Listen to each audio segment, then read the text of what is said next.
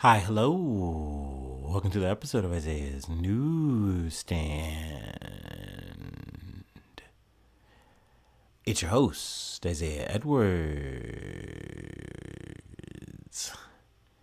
The date is September the 24th, 2025.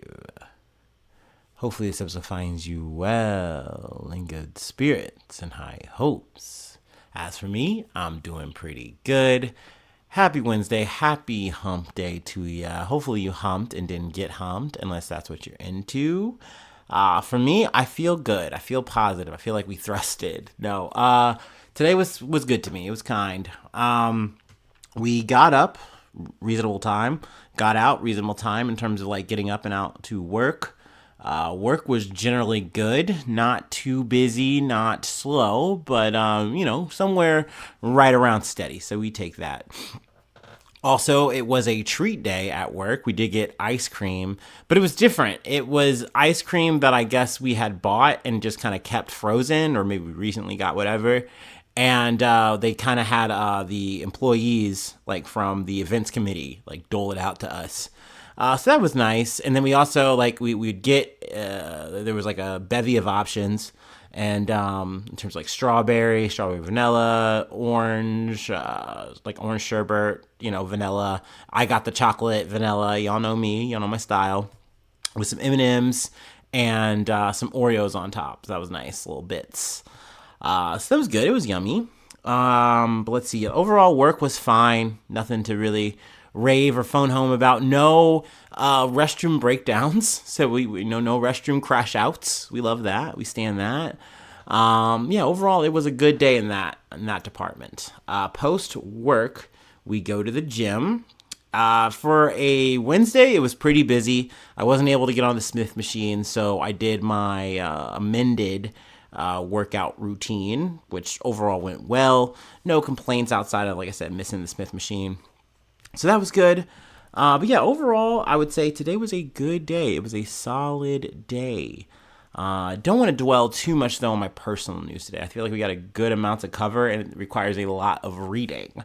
So let's go ahead and do our startup, and let's get into some news.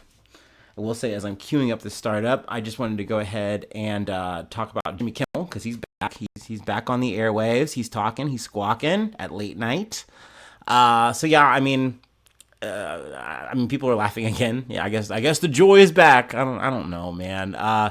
This still feels like free speech is still a very tenuous thing right now. It still feels like something we're fighting over. I know Donald Trump is planning on suing ABC, Disney, if I'm not mistaken. Also, I know that Nexstar and Sinclair have both said, hey, we are going to preempt his show with some other broadcast. So they're still not airing him as of right now. So, yeah, I mean, overall, though, I would just say, I guess a little bit more takeaways, details. I like, and I should just have this pulled up, but I don't feel like it. I like that more or less he just addressed that he's like, I understand that people maybe thought, some of the stuff I had said was ill-timed. But it really wasn't an apology, which I actually like, just because it's like, essentially he's just saying like, hey, sorry if you're upset. But then he also applauded Republicans who came out to defend him. I feel like that was unnecessary to do, but I get it. You want to, I guess, give those flowers out. I don't know, man. This feels like a nothing burger to even talk about more than a second, so that's why I didn't want to. But anyway, let's go ahead and do our startup and let's get into it.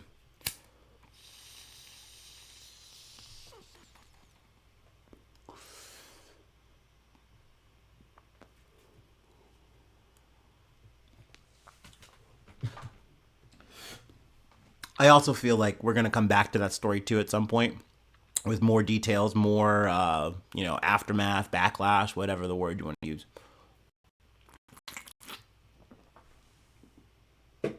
Ooh.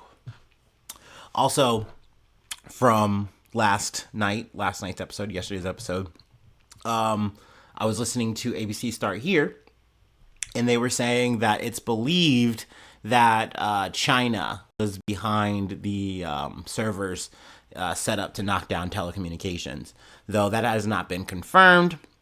Also, we don't know like even who set it up, and I've even heard to the extent of it wouldn't matter even if you found the exact contractors because it just could potentially run so deep that we don't even know. So that might take months, years to fully unravel, get to the bottom of it. We may never. But that being said, if I do get any more real, tangible updates on that, we will be back to the story, of course, of course. But yeah, let's go ahead and get into our first story for the day. Sorry. From ABC News. Travis Decker declared dead before DNA confirmation on remains. U.S. Marshals Service. Now, this is a story that has been unfolding over the past, I want to say, few months, pretty much over the summer. Since May, I think, is when it started, and has kind of been going all the way up until now. I have been hesitant to cover it because it's a pretty brutal story. It's pretty sad. And I had no details. So I wanted to kind of wait until we got to some sense of closure, or at least a point where it's like, all right, this person's been apprehended, found, whatever. Let's go from there. And that's more or less where we're at as of today. So let's dive in. The U.S. Marshal Service has declared Travis Decker, the 32-year-old father accused of allegedly killing his 3 daughters this summer, to be dead, according to a court filing obtained by ABC News. The United States Marshal Service has advised the defendant, Travis Caleb Decker, deceased. According to the document, which was filed to dismiss the case and quash the arrest warrant for Decker. Decker, an Army veteran, was previously wanted for 3 counts of first-degree murder and 3 counts of first-degree kidnapping. His daughters, Peyton Decker, 9, Evelyn Decker, 8, and Olivia Decker, 5, had left home for a planned visitation with him on May 30th and never returned, officials said. 3 days later, the girls were found dead near the Rock Island campground in Chelan County, Washington, following a search, police said. Decker had been on the run since, sparking a multi-agency manhunt. The declaration for Decker to be dead comes after the Chelan County's Sheriff's Office announced on September 18th, that remains located in a remote wooded area were believed to be the fugitive father. So that is when I had heard the story and knew that we were going to be covering this soon, whether I was ready or not to cover it. But once again, I wanted to make sure that we were certain that this was Travis Decker. So that way it's like, okay, there's not going to be any surprises or plot twists or anything like that. While officials are still waiting on DNA testing to confirm whether the remains are Decker's, the sheriff's office said last week preliminary findings suggest the remains belong to Travis Decker. I also want to agree with this. There's another article that I'm going to reference before we fully get off of the story that goes through the whole timeline. And I think with the evidence suggested, it tends to lean towards this is him. Chelan County Sheriff Mike Morrison told ABC News on Wednesday they are not dropping their charges on Decker and will wait until DNA confirms the remains found belong to the father. Morrison said he will make an announcement when they receive confirmation from the DNA results. The remains are found on September 18th in Leavenworth, Washington, when a drone carrying out the search found an anomaly, which was later discovered to be a shirt consistent with what Decker had been wearing around the time of the killings. Authorities also found U.S. Ranger shorts, chewing tobacco, and a bracelet. Morrison told reporters last week all indicators are that Decker died in that location a while ago. We are praying that the remains found are confirmed to be Travis's. We continue to be grateful for law enforcement's effort in this case and are forever appreciative of the entire world's love, compassion, and support for Whitney. Ariana Cozart, the attorney for Whitney Decker, Decker's ex-wife and mother of 3 girls killed, said in a statement last week.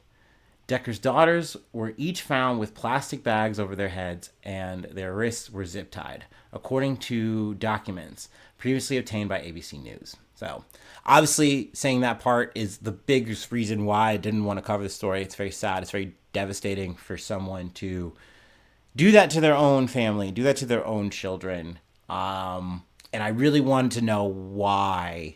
I would say just from what we've gathered, it has something to do with PTSD. He did have an Army background, or I should say Army, I'm sorry, military background.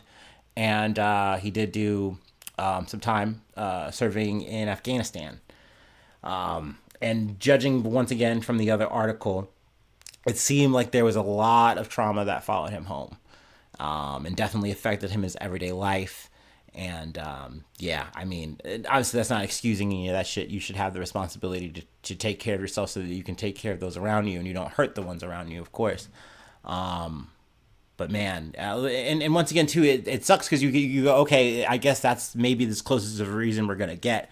That doesn't do anything here. It doesn't really bring you any kind of fucking solace to hear that, right? But Decker's truck was recovered at the scene, but he was not found. The U.S. Marshals Service was previously offering a reward of up to $20,000 for information leading directly to Decker's arrest. So I want to read the ABC headline for the timeline. Travis Decker timeline: how an active dad ended up allegedly murdering his 3 daughters. So like I said, we're not going to go into it. I just wanted to reference that. If you really want to deep dive this, that's at least I guess a head start you can use. I'm sure other podcasts are going to go maybe into some details, bigger details about this. Who knows? I don't know. But I just wanted to wait until at least we had some kind of, I don't know. I want to say guide rail, just some kind of like, okay, we can start from here. Like, he's being apprehended, he's been found, whatever. I just know he had been on the run, and I hadn't heard too many details about, where he was at, how close they were to getting him. And then, I was hearing that around September 18th. So I was like, okay, all right, so let's get ready to cover this. Let's get ready to talk about this. And I still don't feel ready, goddamn. But yeah, let's go ahead and move on to our next story. Some news from today. From the Associated Press. 1 detainee killed and 2 others critically injured in Dallas ICE facility, Homeland Security says. A shooter with a rifle opened fire from a nearby roof onto a U.S. Immigration and Customs Enforcement location in Dallas on Wednesday, killing 1 detainee and wounding 2 others in a transport van before taking his own life, authorities said. The suspect was identified by a law enforcement official as 29-year-old Joshua John. The official could not publicly disclose details of the investigation and spoke to the Associated Press on condition of anonymity. The exact motivation for the attack was not immediately known. FBI Director Kash Patel posted a photo on social media showing a bullet found at the scene with anti-ICE written on it. So, I mean, this naturally feels very counterintuitive reading that whole, whole first part of the story, that you're shooting at ICE detainees with a bullet that says anti-ICE on it. That is obviously something that people are already saying, well, that's weird, that doesn't line up. But obviously people are already quickly lining up to try to make heads and tails of this. They are also quickly lining up to form a narrative of why this person is doing what they're doing. And then who should we be going after next? Who should we be pointing the finger at? I mean, that's not a new thing. Obviously, we just had that with the Tyler Robinson situation and the Charlie Kirk assassination. And yeah, it's not going to stop happening because we're not going to do anything to, try to fix this situation in terms of having access to guns. But anyway, let's keep moving because I do want to read this whole thing. The attack is the latest public targeted killing in the U.S., coming 2 weeks after conservative activist Charlie Kirk was killed by a rifle-wielding shooter, as a heightened immigration enforcement has prompted backlash against ICE agents and fear in immigration communities. It's also worth noting, too, just if we're talking about a potential narrative, it is possible that he did come with that intention and then was just shooting with wanton abandon. I mean, at this point, like I said, I don't sit here and think that these people are like crack shots with like the best intentions and motivations, and then they're gonna do the right thing. Like, no, dude, these are people who are pushing themselves or letting themselves get to a point where they're like, okay, I'm gonna become a shooter. This is how I change the world. This is how I make my impact. This is how I do change for whatever reason. So at this point, I would much rather wait and not make too hasty of a fucking assumption. Anyway, the American Immigration Lawyers Association called the shootings a stark reminder that behind every immigration case number is a human being deserving of dignity, safety, and respect. Whether they are individuals navigating the immigration process, public servants carrying out their duties, or professionals working within the system, all deserve to be free from violence and fear, the group said in a statement. The Department of Homeland Security said in a statement that shots were fired indiscriminately at the ICE building, including a van in the Sallyport, a secure and gated entryway. The wounded detainees were in critical condition at a hospital, said DHS, which previously said 2 detainees were killed and 1 was wounded before issuing a correction. Like I said, it's worth noting that no ICE agents were injured. By the evening, Homeland Security Secretary Kristi Noem ordered more security at ICE facilities across the U.S., according to a post by DHS on the social media platform X. At a midday news conference, authorities gave few details about the shooting and did not release the names of the victims or the gunmen. The FBI said it was investigating the shooting as an act of targeted violence. Officers responded to a call to assist an officer on North Stemmons Freeway around 6:40 a.m. and determined that someone had opened fire at a government building from an adjacent building. Dallas police spokesperson Officer Jonathan E. Maynor said via email. The gunman used a bolt-action rifle, according to law enforcement officials, who was not authorized to discuss the matter publicly and spoke on condition of anonymity. Edwin Cardona, an immigrant from Venezuela, said he was entering the ICE building with his son for an appointment around 6:20 a.m. when he heard gunshots. An agent took people who were inside to a more secure area and said there was an active shooter. I was afraid for my family because my family was outside. I felt terrible because I thought something could happen to them. Thank God, no, Cardona said. Cardona said they were later reunited.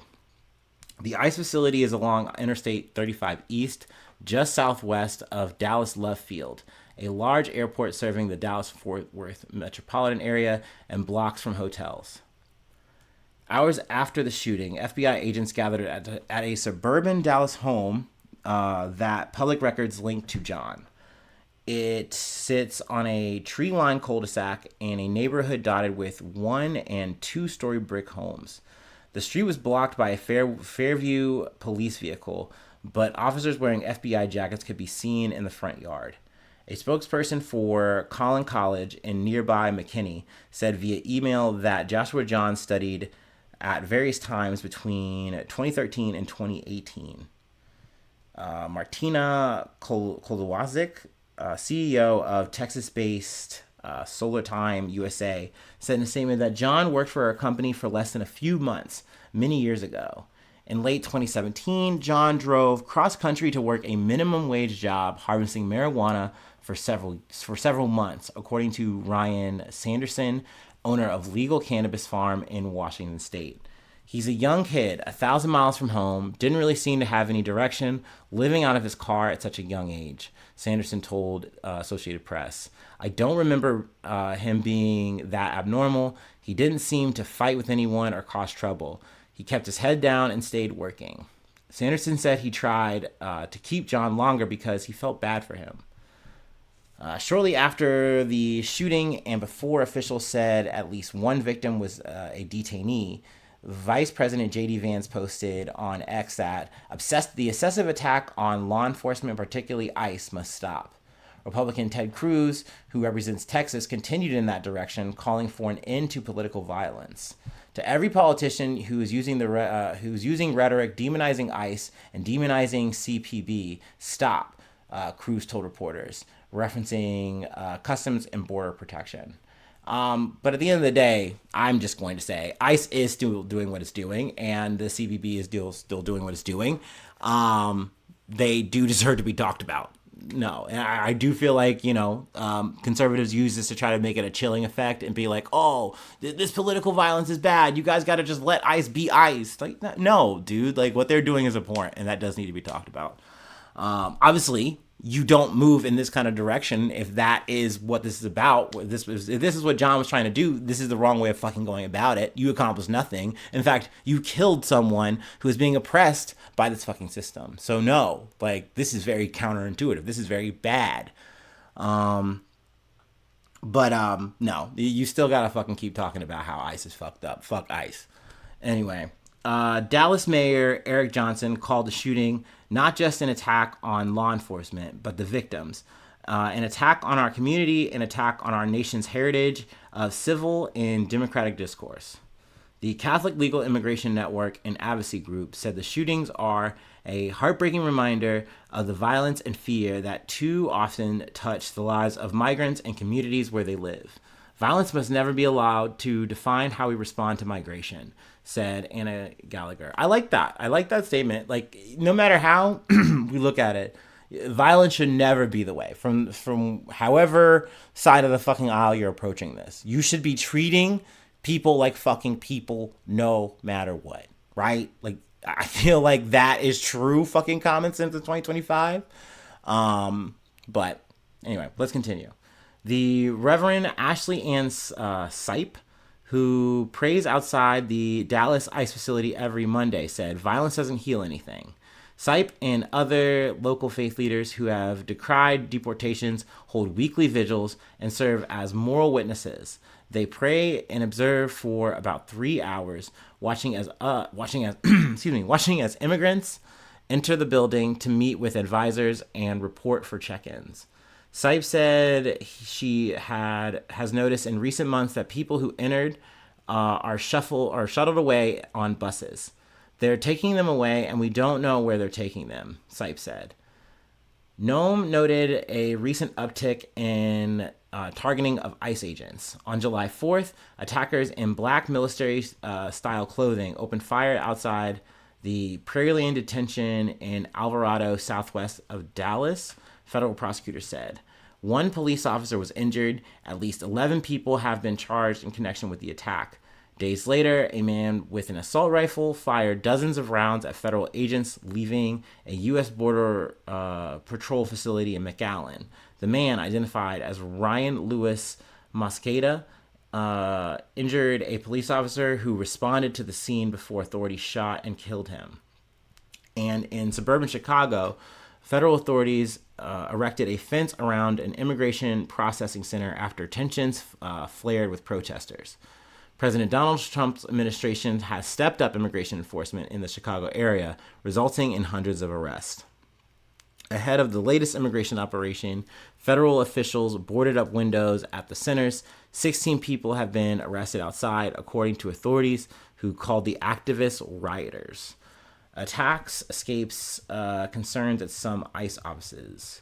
Dozens of field offices across the country house administrative employees and are used for people summoned for check-in appointments and to process people arrested before they are transferred to long-term detention centers. They are not designed to hold people in custody. Security varies by location, with some located in federal buildings and others mixed with private businesses, said John Torres, a former acting director of the agency and former head of what is now called its Enforcement and Removals Division. Some, like Dallas, have exposed loading areas for buses, which pose risk for escape and outside attack, Torres said. Other vulnerabilities are nearby vantage points for snipers and long lines forming outside without protection. I would assure you that ICE, after today, is going to be taking a hard look at physical security assessments for all their facilities, said Torres, currently head of security and technology consulting at Guidepost Solutions. So yeah, I mean, after today and like reading this article and seeing like, yeah, like this does sadly line up with some of the things that I've been thinking about. Like, no matter what, you are going to see, sadly, an increase of this kind of violence, you know, from not just the right, but also from the left, also from anybody. I mean, you can say it's extreme, but it's just going to be extreme, period. People are feeling like, oh my God, all this shit is happening, da da da da, especially sprinkling some fucking mental illness on that fucking thing. And you can just point, like, literally take your little mouse and go online and fucking get a gun, or you can go to a store and get a gun. It's not hard. There's so many fucking ways. Yeah, it becomes very easy to arm and equip yourself and do something like this, unfortunately. And it is really scary. That this can happen anywhere. It could happen at an ICE detention center. It could happen at a fucking school. It can happen at a goddamn McDonald's. There's no place in America that is safe for you. It doesn't matter how rich or poor you are, or whether you build a bunch of walls around your government building. People can still pop shots at you. So, I mean, that is just sadly the truth of the matter. Because once again, as Americans, we have chosen that our Second Amendment matters more than our safety. So, or no, I guess maybe I should reword that. Maybe people would come for me for that. That the Second Amendment is our safety. That's all you get. That's all you got, motherfucker. Equip yourself. I don't know, man. I don't know. I get so fucking sick of talking about this shit. But I know that it is a nonstop thing. I knew I was gonna have to talk about the story. It's gonna be the feature story, Loki. I knew that. And yeah, I mean, I already have seen the fallout, like I said, on social media. People are already rushing to, like I said, shape the narrative. This person was this person was that. Da da da, blah blah blah. Like, and it's just too soon. The shit literally just fucking happened, man. So I'm gonna let the story marinate. I'm sure one way or another we're gonna come back to this or cover something sadly much similar, very similar. But yeah, we got some weather to talk about, some bad weather. Let me take a quick break. I need some water.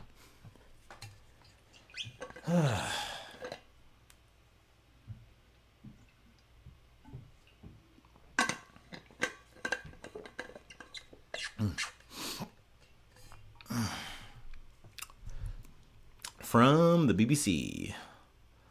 Typhoon Ragasa makes landfall in China after 17 killed in Taiwan. Typhoon Ragasa has made landfall in China, where around 2 million people have been evacuated. At least 17 people have died in Taiwan after a lake burst, causing severe flooding in the east. Geologists are describing it as a tsunami from the mountains. A month's worth of rain is expected today in Zhuhai City as it hunkers down for the King of Storms. Our correspondent Laura Bicker reports. They have a hyperlink for that. Ragasa has weakened from super to severe typhoon status, but remains highly destructive with top winds of 241 kilometers per hour or 150 miles per hour for us Americans. Equivalent of a Category 5 hurricane, Ragasa is the world's strongest storm this year and has been roaring over the South China Sea for days. The typhoon did not make landfall in Hong Kong, but left 90 people injured after it skirted the coastline, unleashing powerful winds and heavy rain. So yeah, just some bullet points to run through on that story. We will see if there's more devastation, more aftermath to come back and get to. Probably so, unfortunately, but obviously condolences to everyone going through that right now. I know that this is more or less an annual thing, kind of covering these kind of weather situations. It's very sad, it's very devastating, but, you know, I do feel it's important to kind of take time and really, you know, look at the shit, talk about the shit. But yeah, we have one more story that I wanted to cover, and thank God, it's actually, it has a good ending, all right? You know, it starts with a moose in a well, but it will get better. Anyway, let me go ahead and take our last break, and we'll get into it. Felt like we needed to hit the oddities button a little bit here, you know, find a little wholesome thing.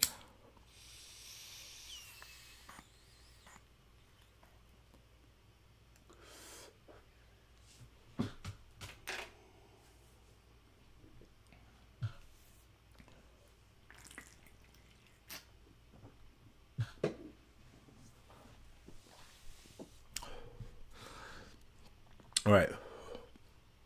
From the Associated Press, Maine wardens rescue moose. Maine wardens rescue moose trapped for hours in abandoned well.